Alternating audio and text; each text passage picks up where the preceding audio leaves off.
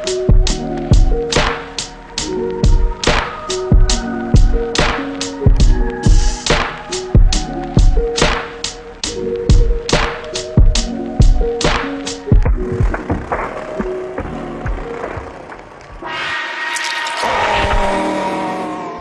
up, guys? This is Levi, your favorite person on the internet, and this is Shred Shop, connecting you to skateboarding.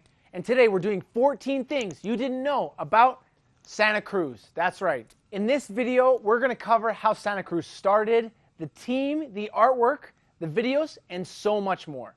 And something new we're doing is we are going to put our favorite, most obscene fact about the brand as our 14th fact. So you got to stick around to find that out. Also, we're going to pick our favorite comment every week, and we're going to read it out just because you guys are killing us with how much you hate my t-shirts, how much you guys think I look goofy, and how much everyone else sucks and I'm the best. The start. 3 friends that are surf rats in small town Santa Cruz, California, join forces to start a surf brand. Rich Novak, Jay Sherman, and Doug Hott join forces to start NHS Inc. NHS comes from their last names put together, Novak, Hott, and Sherman. It ended up that their surf brand business was harder than they intended because the margins were so thin. They got hit up by a company in Hawaii who wanted them to make skateboards. They had a bunch of extra material lying around, and they decided, okay, let's use this extra material to fulfill this order. In 1973, the first ever Santa Cruz skateboard was produced. This means that Santa Cruz is 47 years old, which is the oldest continuous skateboard company on Earth. I've fallen, and I can't get up. Doug Hott later sold his shares in the brand and moved on to start his own surfing brand under his name. It actually ended up being so successful, he was inducted later on in life into the Surfing Hall of Fame. It's also interesting to note that Rich Novak later on was inducted into the Skateboarding Hall of Fame. The first ever Santa Cruz ad was run in Skateboarder Magazine's Volume 2, Issue 3. Road Rider wheels. In the early days of skateboarding, wheels were actually made of metal and they were mounted directly to the axle. They then moved on and changed them to clay wheels, which would wear out and break apart over time. In the early 70s, someone came out with the very first urethane wheel. They were called Cadillac wheels, and they exploded and changed all the tricks that you could do on a skateboard. In 1974, Santa Cruz brought the world Road Rider wheels. Urethane is still what we make our wheels out of today. But the reason Road Rider was so legendary is because they had the very first ever precision bearings. Up until that point, every wheel, including the Cadillacs, which were the first urethane wheels, just had loose ball bearings in the wheels for them to spin. The designer on these Road Rider wheels was Anthony Roderick. These wheels were so popular when they came out that by the end of 1975, they sold over 1 million sets of wheels worldwide. They made so much money off these wheels that they took a lot of that money and they poured it back into the brand, making Santa Cruz such a huge and prominent brand in skateboarding. Road Rider wheels. Rest in peace, Jay Sherman. Jay passed away in 1979, meaning he didn't get to see the brand flourish and grow and become the huge and iconic brand that it is today. The logos. Santa Cruz is known for 2 very iconic logos. One being the red dot logo, and another being the screaming hand logo. The red dot logo was the very earliest logo that Santa Cruz ever put out, and that was designed by Jay Sherman and Jim Phillips. Not long after that, the screaming hand logo was made, and that became just as iconic and just as legendary as the red dot logo. The screaming hand logo was designed solely by Jim Phillips. It was a big step forward in the world of skateboard graphics because of its bold lines, its bright colors, and it used real artwork on the branding of a skateboard brand. Early team.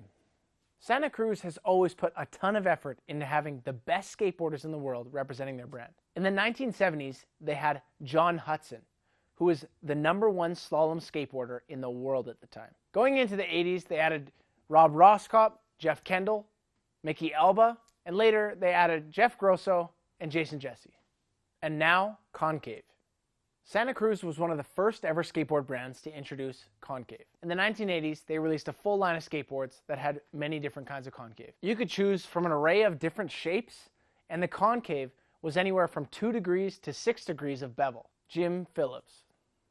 Santa Cruz would not be the iconic brand that it is today without the artwork of Jim Phillips. In the early days of skateboarding, it was mostly just fonts or a one-color graphic, but he was one of the first to bring in real artwork and put it on your board. He had these really colorful and bold graphics that made it that when you saw Santa Cruz boards, they were the only boards that you wanted because they stood out so much among all the other board brands. Some iconic artwork that Jim has done over the years: he's known for the Indy logo, the Steve Olson checkerboard Santa Cruz graphic, the Rob Roscop series, the Jeff Grosso Toy Box series, Jason Jesse Poseidon deck, the Salba Tiger, the Natus SMA Panther, the Jim T comic book board, and some Hosoi graphics. In 2017, Jim Phillips is inducted into the Skateboarding Hall of Fame. Jimbo Phillips. Jim Phillips' son, Jimbo, has continued on with the same style as his dad, with the heavy line and the poppy type of artwork. He also continues on doing artwork for Santa Cruz skateboards. Here's also a hockey jersey that Jimbo Phillips designed for the San Jose Sharks. You can tell here they drew some inspiration from Santa Cruz graphics. Collabs. I said it, collabs. Santa Cruz has become famous over the years for doing some of the craziest collabs. Some of these include Marvel, Teenage Mutant Ninja Turtles, SpongeBob, Vans, Emerica, Mars Attacks, and Puma, Nixon, Garbage Pail Kids, Simpsons, and for that one, they actually recreated Bart's skateboard from the TV show. And last but not least, Star Wars. For some of these ones, they actually did laser etched boards with like a few different kinds of wood in them. They came in these beautiful prepackaged boxes, the same way you'd buy an action figure, and they actually resell in the collection online for thousands of dollars. It's crazy. The Screaming Hand Art Show. To celebrate the 30 years of the Screaming Hand logo, they did an art show. This featured a bunch of different artists all drawing their version of the Screaming Hand logo. It included artists such as John Lucero, Steve Caballero, Steve Olson, Ben Horton, Mouse, Sean Cliver, Andy Jenkins, Mark Gonzalez, and many more. Other products. Santa Cruz also makes surfboards, longboards, and snowboards, and they have different teams for each of the different sports. Modern team. Their team today consists of guys like Blake Johnson, Eric Winkowski, Kevin Braun, Dylan Williams, Mario McCoy, Fabiana Delfino, Tom Remillard, Emmanuel Guzman, Jeremy Nibbs, and Tom Asta. They also still have some legends on the team, like Steve Alba, Eric Dressen, and Tom Knox. Santa Cruz videos. Over the years, Santa Cruz has released some super iconic videos. Some of their most memorable videos include Streets on Fire, Wheels on Fire, and Speed Freaks. Later on, they released Risk It, the home video, and Out There, the series that never was. In 2001, Santa Cruz was gearing up to go to the ASR trade show. This is a trade show where a bunch of different brands, they come together and they show all their upcoming products for all the stores around the world to find and choose and buy and pre-book what they're going to for the next season from these brands. Leading up to this trade show, they put their final colors and touches to what they called the Terrorist Series. That night, they went home and went to bed. The date?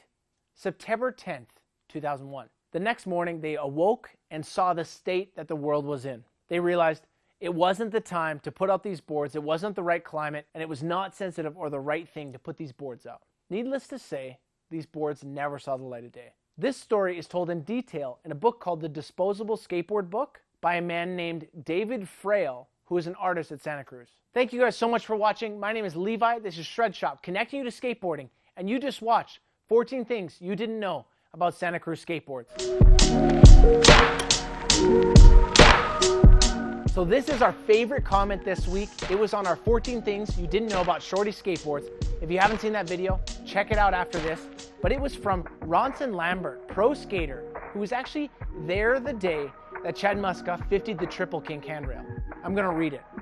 I'll never forget that day being there at San Diego High School when Muska frontside 50'd the triple kink rail. Remember the day so vividly, just as it was yesterday. The school was basically my backyard while growing up skating it, being so fortunate to witness so much game-changing skate history go down there all the time.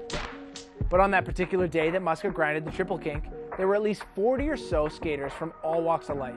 We were all sitting against the wall below just the right of the rail. A lot of them were and are your favorite skateboarders. I still have no idea how he grinded through that second kink though.